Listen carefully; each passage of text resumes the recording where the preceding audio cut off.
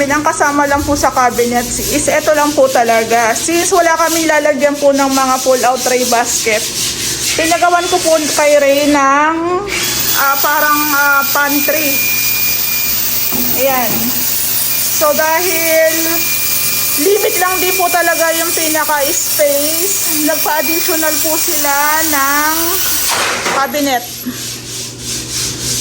So, alam nyo naman, pag usapang cabinet, medyo matrabaho talaga siya, lalong-lalo na sa pagpipintura. So, ito po, naging isang buong cabinet na po yung wall dito. Tapos, dito po yung rep natin. So, halos patapos naman na, linis na lang retouch. Tapos, itong week na to, in-install po yung mga glass and aluminum works natin. Dito po sa may living, tsaka dito po sa kitchen, meron po tayong sliding. So, ang purpose po nito, para pag nagluluto sila, hindi po papasok dito sa living area, hindi mangangamoy. Ayan o, diba? So, ang kagandahan din sa gawa ni tatay, meron niyang goma. O, diba? Pang mayaman. Ayan o. So, ang napili ko rin po, French type na lang para matibay din talaga yung ating glass door. Ayan o. Galing, diba? Tapos ito guys, magkakaroon kasi ng conflict. Yung palong ng pinto natin, tatama yan dito. Pero, nilagyan po namin siya ng, ito po, stopper. Ayan, hanggang dyan lang siya. So, hindi siya aabot dito. Dito po yung kanilang dining area. Dumating na yung sa ilaw, pero hindi pala kasama yung bulb.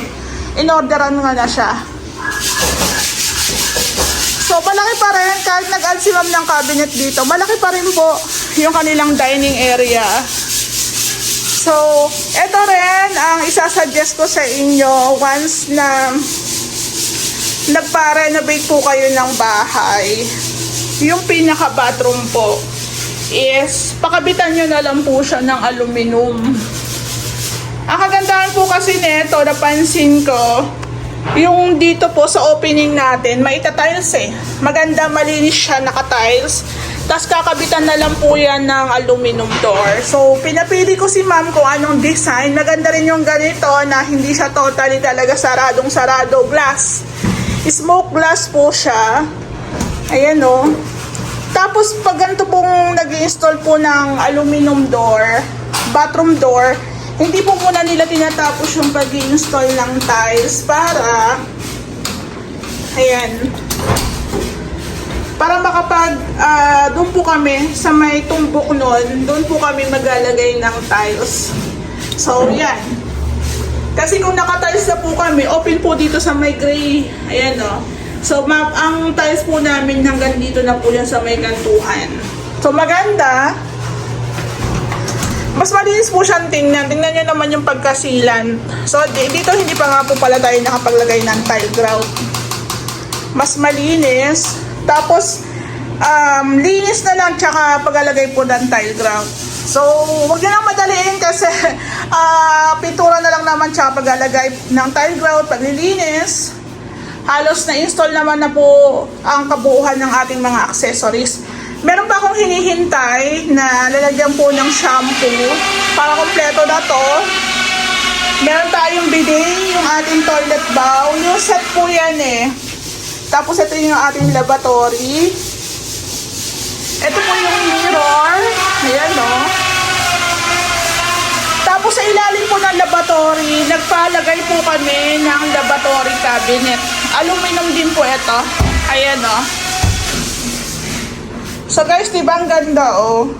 Napakasimple lang ng kulay. Wala na po nilagay si ma'am dito na accent. Pero tingnan nyo naman, ang gandang tingnan. So, pagdating po sa renovation, may-ari po talaga ang nagde-design ng kanilang unit. So, meron tayong isang center light, tapos meron tayong exhaust fan. Ang bathroom talaga ang pinakamaraming accessories. Ito yung ating tissue holder. Ayan, goods na ito ma'am, linis na lang po ng konti. So, napakalawak. Yung cabinet natin, ayan So, naka-cornisa rin po yan. Tapos, naka-spotlight po tayo dito. Meron din po tayo ditong exhaust.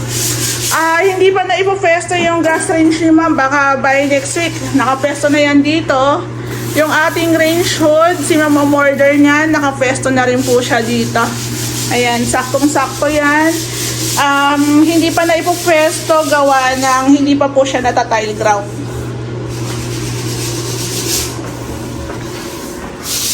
So, yung mga pintor natin, full force po sila dito. Kaya sa ibang project po, wala muna.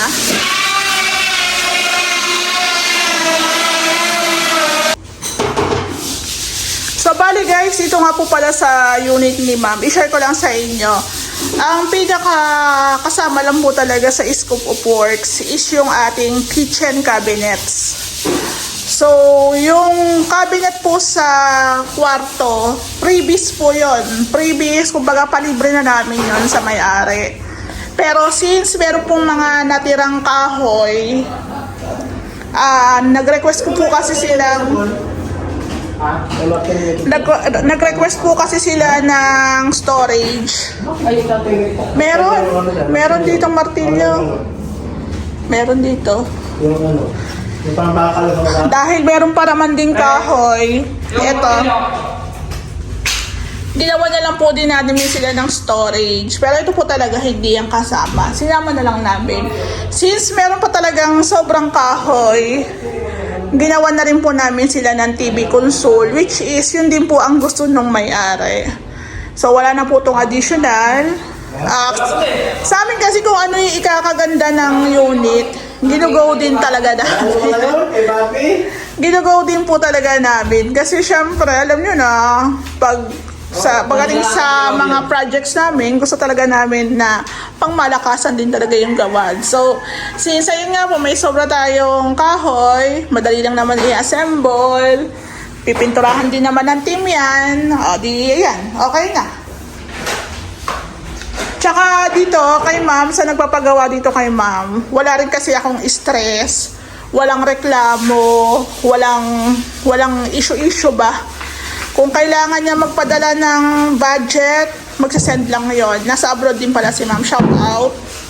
So ma'am, ito, pumili na lang po ako ng design ng ating TV console. So meron na rin po itong additional na outlet sa ilalim para dyan na isasaksak. Tapos, naglagay po tayo ng konting design. Itong ating fluted panels, 4 na piraso yan. So guys, ito po is pipinturahan na lang din po natin siya. Parang doco finish. Ayan. Meron na kasi tayong pang-spray. So ayan guys, gusto rin kasi mag-explore ng aking mga pintol. So go! So kaya rin naman natin yan eh. Nila pala. So ang gandang tingnan, nabubuo na ako. Kaso yun nga lang din po ang problema pag doco finish, medyo matrabaho. Medyo uubos talaga ng oras din. Kaya wag nyo na pong madaliin. 5 months ang usapan, lumagpas lang kami ng siguro ng 1 linggo, 2 linggo. Given na yon kasi may mga additional tayo. Tsaka po yung mga glass and aluminum works, kakakabit lang po nito. Itong week na to. So, ang doco finish, ang wood look na design na yan, na pintura na yan, patong-patong kasi yan eh, patong-patong. So, para ma-achieve po yung ganyang kulay, patong ng patong, paulit-ulit. Kaya medyo mabusisi talaga siya.